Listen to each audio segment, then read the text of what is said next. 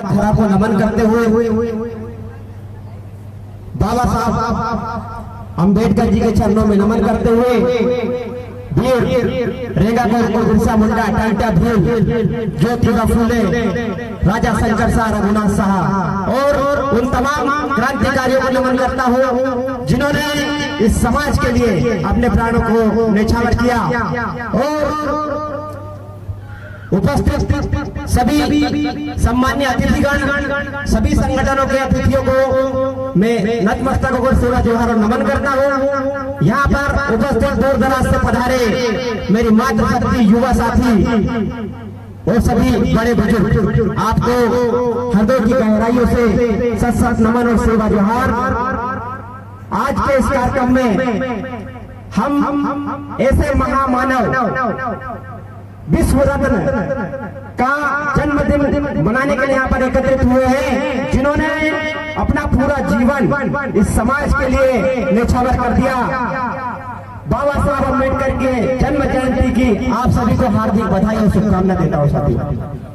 साथियों, मैं दो पंक्ति से अपनी बात शुरू करूंगा कि जब बात आती है संविधान और हक अधिकार की तो लड़ना जरूरी है। जब बात आती है हक अधिकार की तो लड़ना जरूरी है, और अगर जिंदा हो तो जिंदा नजर आना जरूरी है, जिंदा नजर आना जरूरी है। साथियों, आज का ये दिन ऐतिहासिक दिन है, लेकिन दुर्भाग्य की बात है कि जिन्होंने पूरा जीवन इस समाज के लिए न्यौछावर कर दिया, लेकिन उस समाज को बाबा साहब अम्बेडकर के लिए समय नहीं है उनके जन्म उत्सव मनाने के लिए। साथियों, ये दुर्भाग्य की बात है, लेकिन कोई बात नहीं, जितने भी यहाँ पर क्रांतिकारी लोग आए हैं वो एक सौ के बराबर है मेरे भाई और बहनों। साथियों, मैं आपसे कहना चाहता हूँ कि इस तरीके के कार्यक्रम करने से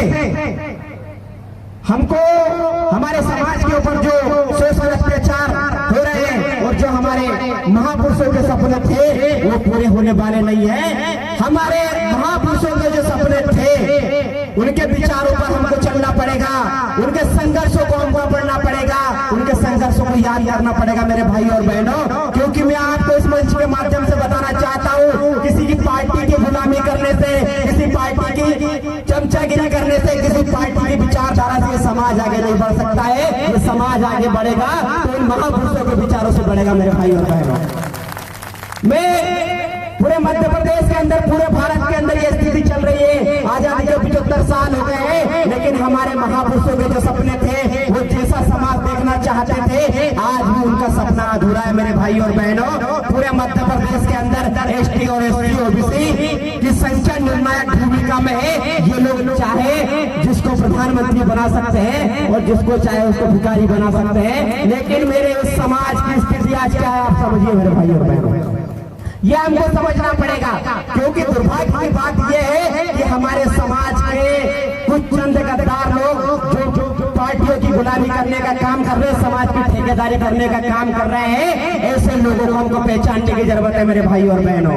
क्योंकि पार्टियों की जिन नेताओं को पार्टी बनाती है वो पार्टी की गुलामी करेगा, समाज का विकास नहीं कर सकता मेरे भाई और बहनों। तो मैं चाहता हूँ कि समाज से क्रांतिकारी लोग निकले और दमदारी के साथ शेर की तरह इस समाज पर अगर अन्याय अत्याचार शोषण हो तो दमदारी के साथ आवाज उठाने का काम करे। ऐसे क्रांतिकारी बेटों को हमको आगे भेजने की जरूरत है मेरे भाई और बहनों।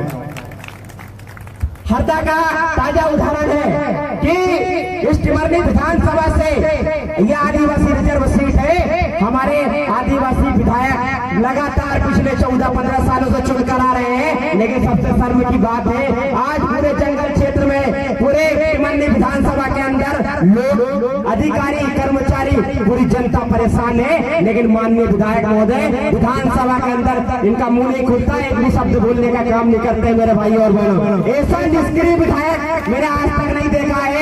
तो मैं आप लोगों से ये निवेदन और आग्रह करता हूँ कि ऐसे निष्क्रिय विधायक, अभी समय आ गया मेरे भाई और बहनों, और आपके पास वो ताकत बाबा साहब अम्बेडकर करके संविधान में लिखी है। आपके पास वो ताकत है कि आप आपके बीच के बेटों को विधानसभा और संसद तक भेजने का काम कर सकते हो मेरे भाई और बहनों। तो ऐसे गुलामों को भेजने की जरूरत नहीं है जो हमारी समाज पर अन्याय अत्याचार शोषण होता है, बलात्कार होते हैं, हमारे जल जंगल जमीन को छीना जा रहा है, हमारे संविधान के साथ छेड़खानी की जा रही है। लेकिन ये गांडू नेता और बोलने का काम नहीं करते मेरे भाई और बहनों।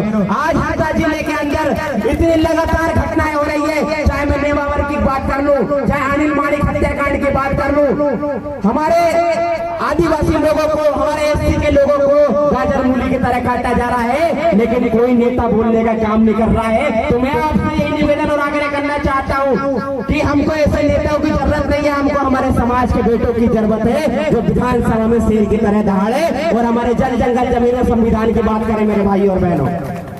अभी स्थिति यह है कि न पक्ष और न विपक्ष, तुम्हारी विधानसभा में पक्ष विपक्ष कोई बात नहीं करता है, क्योंकि यहाँ पर पक्ष में काका और विपक्ष में भतीजा है। तो भतीजा कहता है कि मैं जिस काका की गोद में खेला बड़ा होगा, काका के खिलाफ क्यों बोलूं। तो आप लोग समझ लीजिए, ये लोग आप लोगों को वोट बैंक समझने का काम कर रहे हैं। आजादी के 75 साल हो गए, हमारे लोग इनकी बुनियादी जरूरत बिजली पानी सड़क जैसे गंभीर मुद्दों से जूझ रहे हैं मेरे भाई और बहनों, लेकिन इनके मुंह से एक शब्द नहीं निकलता है। तो मैं आप लोगों से बस समय का अभाव है, यही निवेदन करता हूँ कि आने वाले 2023 विधानसभा चुनाव में जो और हमारे बीच के क्रांतिकारी बेटों को भेजो, ताकि हमको सड़क बिजली पानी शिक्षा स्वास्थ्य मिल सके मेरे भाई और बहनों, और हमारे बाबा साहब और सभी क्रांतिकारियों को सपने पूरे हो सके। तो मैं अंत में दो पंक्ति कहकर अपनी बात खत्म करूंगा। इससे पहले आप मेरे साथ में नारे लगाएंगे कि जय जय